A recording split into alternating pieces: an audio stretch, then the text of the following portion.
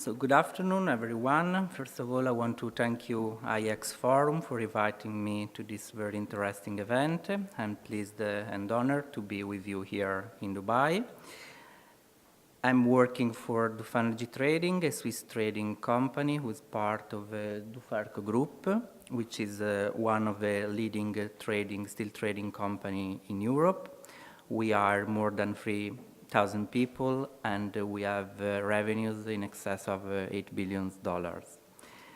Today, I want to share with you my experience in the commodity trading sector, and I will talk about the dispute resolution through contract standardization. I will address this topic starting from an introduction to the commodity trading and its legal features. I will then talk about the standardization of the contracts, which is the core of my presentation, and I'm sure that it will be of interest also to other industries. And then I will talk about the positive effect of standardization on litigation. The commodity trading sector was originally aimed at avoiding shortage of goods and then seeking the most suitable, readily available, as easy transportable goods from one geographic area to another. Today, commodity trading represents a vibrant business which facilitates the international economic growth.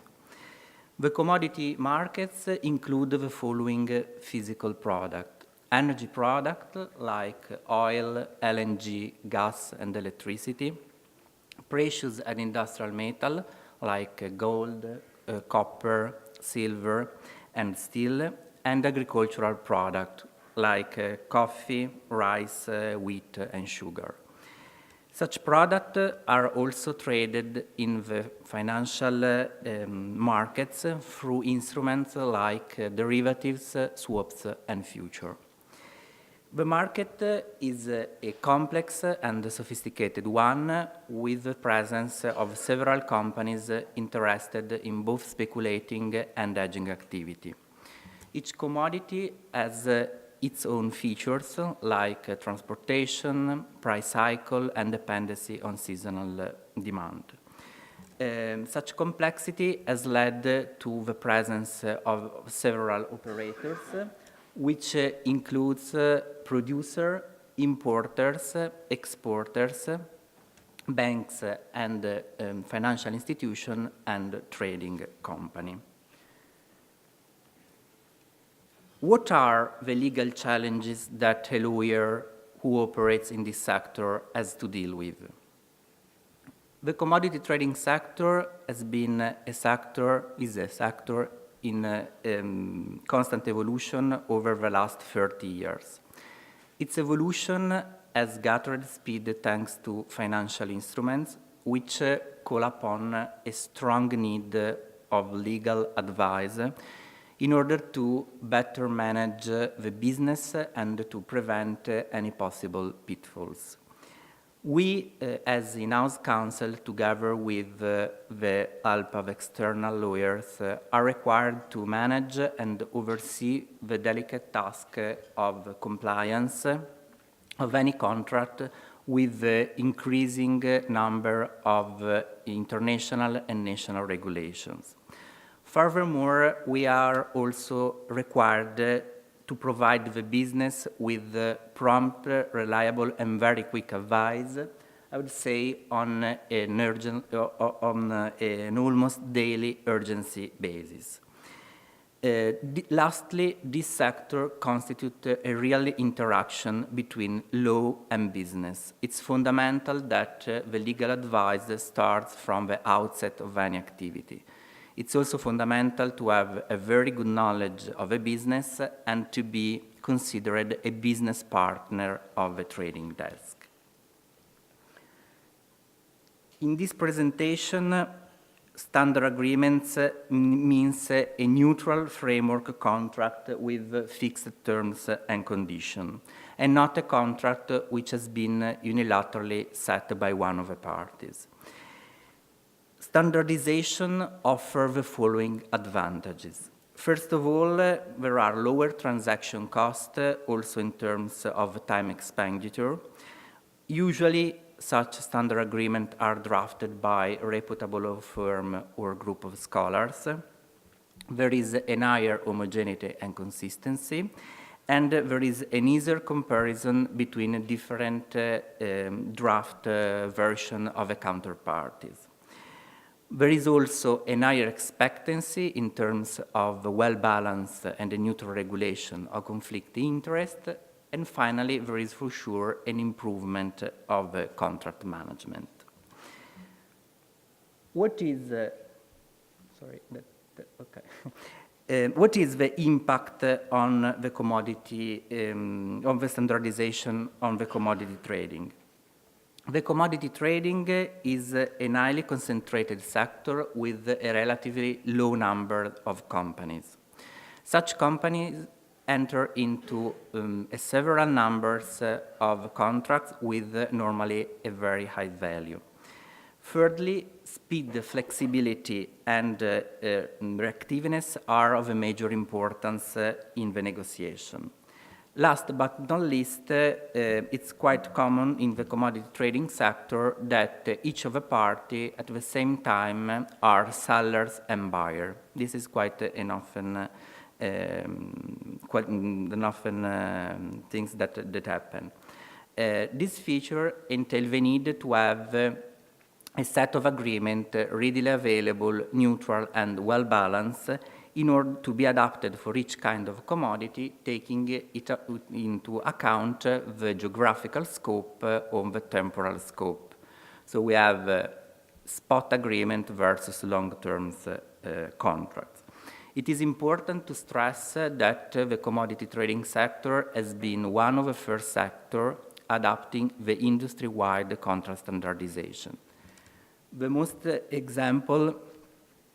important examples are represented by the IFET contract, which is a standard contract used in Europe for the sale and purchase of gas and power. Such a standard contract has been prepared by the European Federation of Energy Traders. One other example are the ISDA contract, prepared by the International Swap and Derivative Association.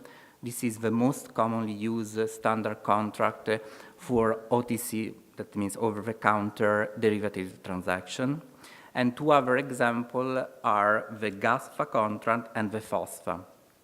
According to the information of the GASFA website, more than 80% of world trading contract for grain and wheat are traded under this standard form.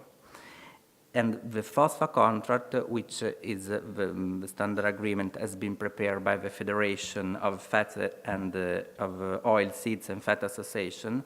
It comprises an extensive range of set of contracts. There are more than 1,000 members.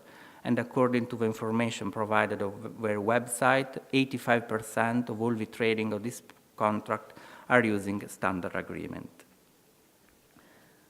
What are the positive effects of standardization on litigation? Litigation represents a negative outcome for any business relationship.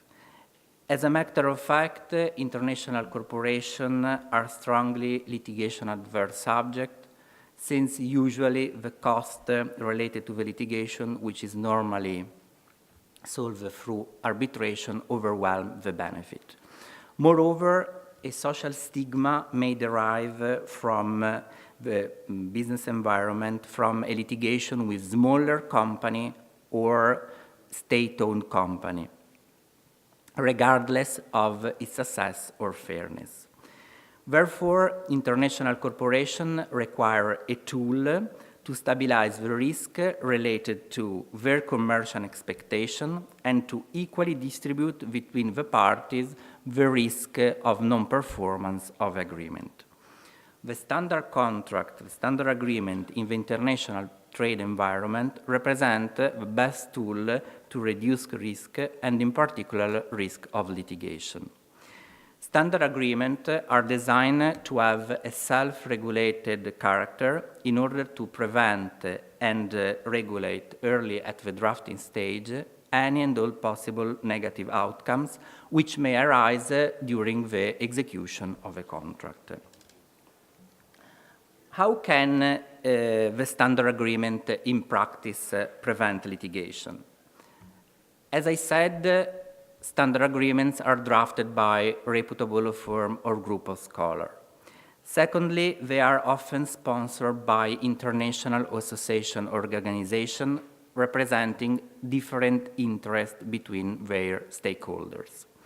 As a consequence, it's very difficult that litigation arises in respect of a question or point of law, since if the standard model has been properly drafted. The enforceability of any provision and any possible conflict has been already analyzed by the editor.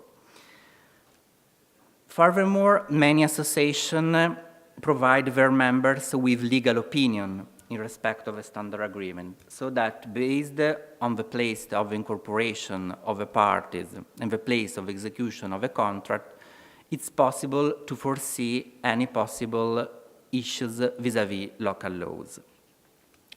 Unfortunately, standard agreements are not a panacea, because we cannot prevent litigation in the event one of the parties breaches the agreement or there is a bad faith in execution of a contract.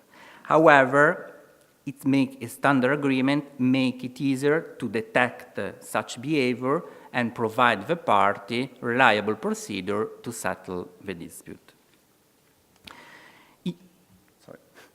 In conclusion, in highly regulated legal framework, my experience suggests that standard agreements represent the best tool for the company to be in compliance with national and international regulation and to avoid risk. In my department, more than 80% of agreements are constituted by standard contract. We as lawyers, when we are called to draft, analyze, review, and amend the contract, we shall guide and advise the company in accordance not only with international private and commercial law, but often with a fragmented regulation that may be applicable. Standard agreements are very helpful because they are already tailored for the specific issues on the industries and they assure the compliance with regulation in force. However, it's not enough that a contract is legally enforceable and protective of the interests of the party. A contract must represent a business tool. To qualify a contract as a business tool, the avoidance of dispute must represent the main goal. The standard agreements, thanks to the advantages that I have spoken about, serve the best for this purpose. However, notwithstanding the advantages of the standard agreement, we are not exempt from double-checking every time that standard agreement is perfectly fit for the concrete case. Thank you.